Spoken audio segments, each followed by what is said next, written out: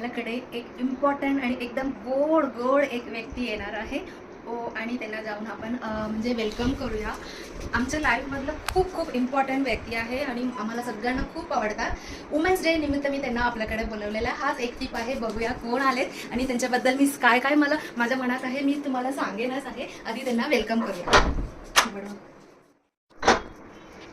काकू कधीपासून वाट बघत होते. अच्छा तुमच्या व्हिडिओ काढतो आम्ही. या या ऑफिस वरून आला का? हा. अच्छा. सो हे आपलं काकू आहे, परदेशी काकू आहे. हे आपल्याच बिल्डिंग मध्ये बी विंग मध्ये राहतात. यांची ओळख 20 वर्ष आधी जुना आहे आमची. आणि आमचा मुलगा ना छोटा होतो, 8 महिने होतो तेव्हा फक्त. आणि तेव्हा मला शाळेत जॉब मिळाला होतं. आमच्या मनात पहिले नाव आलं होतं काकूंचं नाव, कारण की तेव्हा ते डे केअर चालवायचं. आणि आधी आम्हाला काकूंना विचारायचं होतं की तुम्ही ओके म्हटलं आमच्या मुलाला सांभाळणार, म्हटलं की मी जॉबला जाणार, नाही तर मी जॉब पण नाही करणार, असू दे जे काय होतं होऊ दे, असं आमच्या मनात होतं. ह्यांना जाऊन विचारल्यानंतर लगेच 1 मिनिटात ते हो म्हणाले. आणि इतकं छान सांभाळायचं की मी जसं पाळणाघरात सोडते असं मला कधी वाटलेलं नाहीये. आजींच्या घरी जाऊन बाळाला सोडून जातं असंच हे सांभाळायचं आहे. म्हणजे जेव्हा तिकडनं आम्ही बाळाला घेऊन यायचं ना, जेव्हा मी शाळेतून आल्यानंतर किंवा हे ऑफिसवरून आल्यावर इतकं फ्रेश त्याला घेऊन यायचं आम्ही, पावडर बिवडर लावून.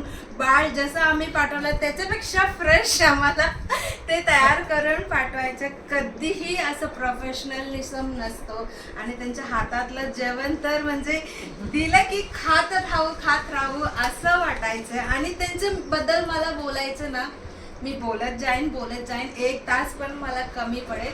आणि वुमेन्स डे निमित्त मला ह्यांना बोलून कधीपासून मला वाटायचं की काहीतरी ह्यांना गिफ्ट द्यायला. ते काही घ्यायला रेडी नसतात आपल्याकडून, तरी मी काही नाही दिलेलं काकू, काही नाही दिलेलं.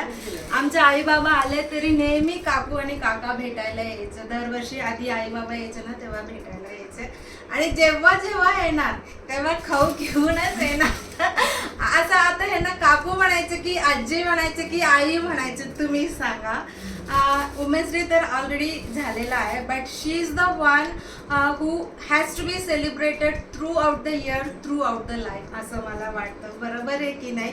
आणि काकू ना आजकाल छान असं पापड, कुरडाई, सांडगे, लाडू, सगळं प्रकारचे लाडू वगैरे करतात. त्यांच्या हाताचं चव खूप छान आहे. तुम्ही पण एकदा ट्राय करायला पाहिजे. असेल तर मला मी डिस्क्रिप्शनमध्ये नंबर पण देईन, त्यांच्याकडे तुम्ही ऑर्डर करू शकता.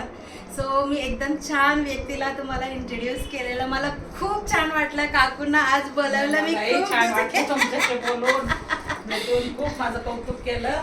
नाही काकू, म्हणजे आमचे आई बाबा वगैरे इकडे येऊन आमच्या मुलांसोबत राहू शकणार नाही, कारण की इथे क्लायमेट आणि काय काय ह्याच्यामुळे येऊ शकणार नाही.